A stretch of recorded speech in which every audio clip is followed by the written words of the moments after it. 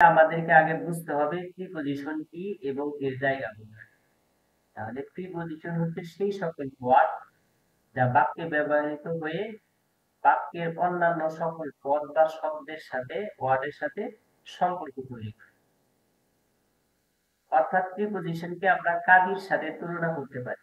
কাজী যেমন ছেলে এবং মেয়ের মধ্যে বিয়ে দিয়ে সম্পর্ক তৈরি করে দেয়, প্রিপজিশনও সেই রকম। বাক্যের মধ্যে বসে বাক্যের অন্যান্য যে ওয়ার্ড গুলো থাকে বা যে পদগুলো থাকে বা যে পার্টস অফ স্পিচ গুলো থাকে সেগুলোর মধ্যে এই প্রিপজিশন সম্পর্ক তৈরি করে দেয়। এবং এই প্রিপজিশন বসে কোথায়? প্রিপজিশন বসে হচ্ছে শুধু নাউন অথবা প্রোনাউনের মধ্যে। অর্থাৎ যে সকল ওয়ার্ড নাউন বা প্রোনাউনের পূর্বে বসে বাক্যের অন্যান্য পদের সাথে বা শব্দের সাথে সম্পর্ক তৈরি করে তাকেই প্রিপজিশন বলা হয়। কোনো কিছুর বাহিরে যদি বোঝায়, যেমন এখানে সার্কেলটি আছে, বৃত্তটি আছে, বৃত্তের বাহিরে, বাহিরে যদি বোঝায় আউটসাইড, যেমন he is waiting outside.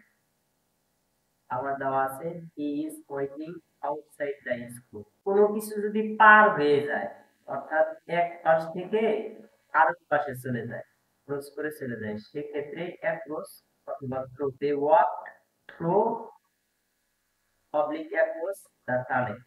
They walk through the tunnel অথবা they walk across the tunnel. অর্থাৎ সে টানেলটি পার হয়ে গেল। কোনো কিছুর দিকে বা প্রতি যদি বোঝায়, দিকে, প্রতি, কাছে, এরকম যদি বোঝায় তাহলে টু ব্যবহার করা হবে। যেমন এখানে মোশন চিহ্ন দেওয়া আছে, অর্থাৎ বৃত্তের দিক, যে কোন দিকে যদি বোঝায় এটা কোনো কিছুর দিকে, তাহলে টু ব্যবহার। Is careful to you. সে তার প্রতি খুবই যত্নশীল।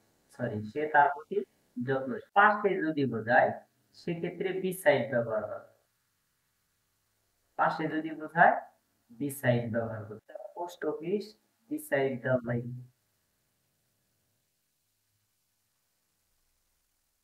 জিজ্ঞাসা করা হলো পোস্ট অফিসটি কোথায়? Beside the lake. লেকে পাশে। থেকে যদি কোনো কিছু উপরের দিকে যায় তাহলে সেক্ষেত্রে আপ ব্যবহার হবে, এবং উপর থেকে যদি কোনো কিছু নিচের দিকে আসে তাহলে সেক্ষেত্রে ডাউন। যেমন the Camel came down from the mountain.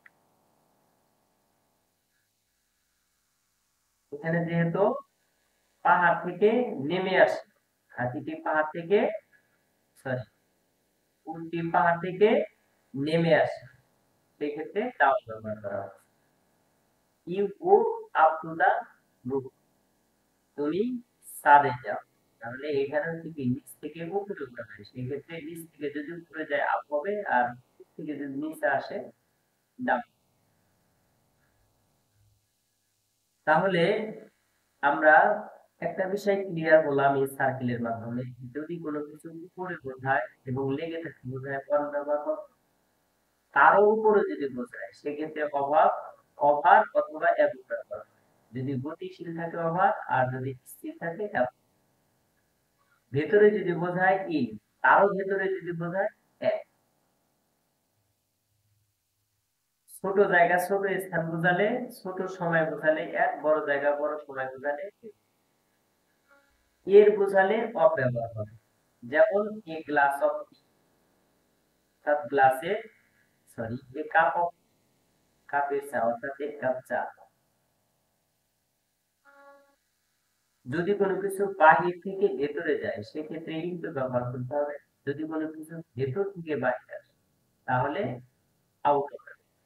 আর যদি বাহিরেই থাকে তাহলে আউটসাইড। আর যদি কোনো কিছু নিচে হয় তাহলে আদার। কোনো কিছুর দিকে ধাবিত হওয়া বা প্রতি, কাছে, এরকম যদি বোঝায় ব্যবহার। পাশে যদি বোঝায় বিসাইড, নিচ থেকে যদি উপরে কোনো কিছু যাওয়া বোঝায় তাহলে আপ, আর উপর থেকে যদি নিচে কিছু নামা বোঝায় তাহলে ডাউন। আশা করি আলোচনাটা তোমরা বুঝতে পেরেছো।